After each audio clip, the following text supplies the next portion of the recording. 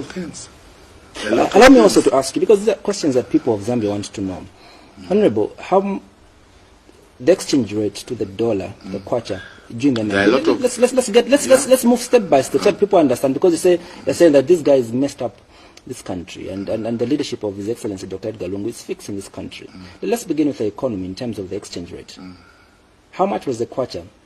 No, it doesn't mean that's not. Let's begin, and so to make people understand. No, look, let me put it in this way.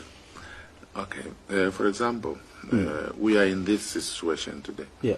Of a kwacha to dollar, where we are doing 1 to 20. Yeah. Yeah. It has a lot of factors involved. A lot of factors involved, and we know the reason why we are here. We know the reason why we are here, and I can assure you that. Why are we here, Honorable? When I explain to you why we are here, the only thing which you understand is the purchase which we are doing in terms of oil.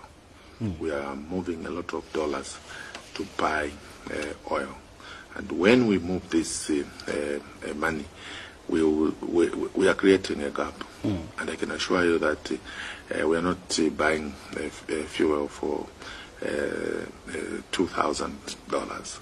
It's a lot of money. Issues to do with the FISIP, fertilizer. We are using a lot of money, so the gap it's huge. So for us to recover, we are recovering slowly. We are removing as a lump sum, but recovery it's slowly. We're removing a lot of dollars to buy fuel. Yes. The pump price is very high, Honorable. Yes, the pump. It doesn't mean that when you buy and maybe just so I don't want people to misquote you. I don't want to misquote you. Please correct me if I'm wrong, Honorable. I asked you why our economy is in a mess now, which you say that in which areas? No, mess in which areas? Yeah, and we're speaking about the exchange rate. No, the exchange rate doesn't mean that. And that is the point you are trying to No, respond. I'm responding to the exchange rate. Yes. Those are part of the factors. Exactly. No, yes. Step by step. But the exchange. There's a lot of dollars that is being shifted from Zambia. Yes. To where we get oil from. Oil, fertilizer. Okay, but it doesn't mean that the economy is in a mess. We are doing very well in agriculture. 2019-2020 farming season, we recorded a bumper harvest as a country. We are also promoting fish farming.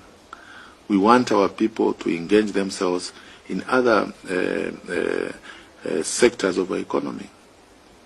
So when you say the economy is in the mess, I want you to explain to me we're making a comparative advantage, and we're from we're making a comparative advantage. Before we build up. Yeah. First of all, you tell me that the economy is in the bad state. Which measures are you? The minister did say that. We are not doing well. We are growing by -4%. Exactly, because of different factors. What is the problem? The economy is not doing well. Comparing to which economy? We are shrinking. Comparing to which economy? Compared to the economy of the MMD. No, comparing to which economy? Of the MMD. No, this is the same government. This is Zambian government. So comparing to which economy? We're comparing to the economy of the MMD, the other government. You can't compare. You can compare. Comparison supposed to be from A to B. For example, you tell me that South African economy is doing very well. If we're going to make a standard of other countries, I don't think that is a standard because we are in the global world, and we need to. I think before that, we need to look at how the past leaders performed. All right, where have we gone wrong? Because according to you, you're saying we're not going wrong anywhere. We inherited these problems. In each and every economy, I can assure you the best example is the United States economy. Yes, we had the Obamacare. Immediately, President Trump came into government. He had to get away with Obamacare. And to him, it wasn't making sense. So for me, to each and every economy, You can compare now, Zambia. We can compare Zambia to Malawi. You can compare Zambia to Zimbabwe. You can compare Zambia to South Africa. You can compare Zambia to other countries. That's when you can gauge the economy. You can't compare President Edgar Chagwa Lungu to the government which was in power. It seems you are forgetting, Minister, what you are saying, because you told me clearly on this program that President Lungu is fixing the mess that he found. Exactly. Look at and I'm trying to in each and every. For example, when you come to government, people have been saying, "What about the mines?" Okay, what about the mines? President Edgar Chagwa Lungu wasn't there when the mines were privatized. Okay, are you sure? He wasn't there. He wasn't in government. He wasn't in government. Who was in government? Where? Who was in government? You said. Yeah, he wasn't in government. Who was in government? The MMD government, the MMD was in government when privatization was being conducted. President Edgar Chagwa Lungu was not there. And today, President Edgar Chagwa Lungu is in government. He's responding to issues to do with unemployment on the Copperbelt province because the mines were privatized. It's not only the Copperbelt that has got high levels of unemployment. The mines was privatized. So we are responding to issues which happened 20, 30 years ago, but the effects now, they are coming out. Okay? So these are the issues which we are responding to. I don't want you to make Copperbelt as a standard, all right? We've got Northwestern Province. I'm talking here as I'm talking as Copperbelt. Yeah, but we've touched on an issue that affects Copperbelt. Zambian. No, Copperbelt. Copperbelt people are Zambians. Even Lusaka people are Zambians. Lusaka people. I can talk about Lusaka because I'm a minister for Lusaka province. And I can assure you that as Lusaka province, we are doing well. We are doing well in agriculture. The president is trying by all means to reduce unemployment levels. We know that we are in this situation as... For me, what you're saying, Honorable, is that the greatest misfortune that has ever happened to this country is was privatization.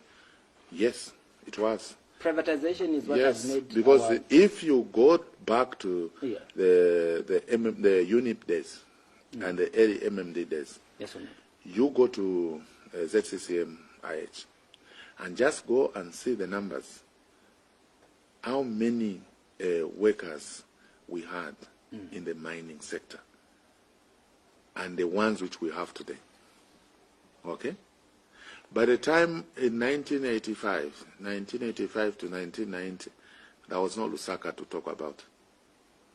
There was no Lusaka to talk about. People, they were coming all the way from Southern Province, Luapula Province, Northern Province to come and fetch for the jobs in the Copperbelt Province. That's why today, when you go to Copperbelt Province, it's more like, it's a cosmopolitan province because we received millions of Zambians who came to look for the jobs on the Copperbelt province.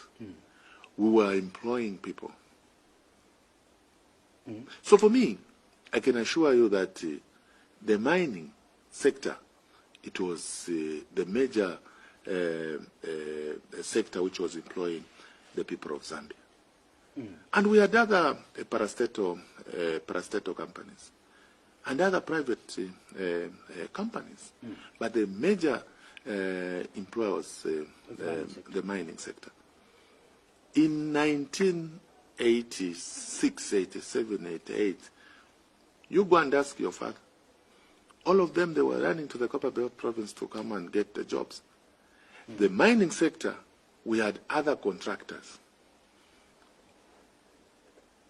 So Copperbelt province, it was a very busy province. And at that time of privatization, we do know that, Honorable, you were buying minimum what? 35 kwacha. Exactly. Things change.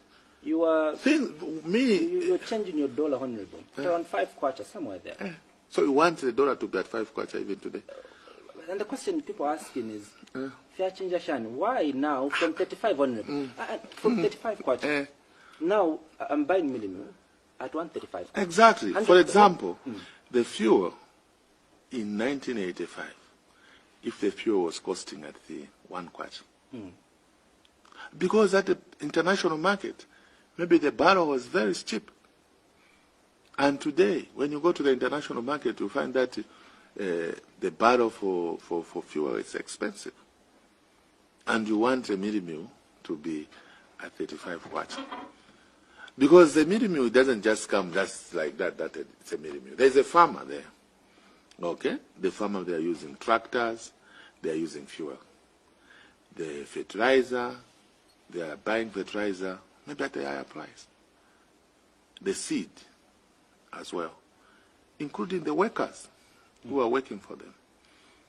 And at the end of the day, when we produce this maize, it is not cheap, actually, to produce maize. That's why... Honorable Katele Kalumba would argue with you greatly, Honorable.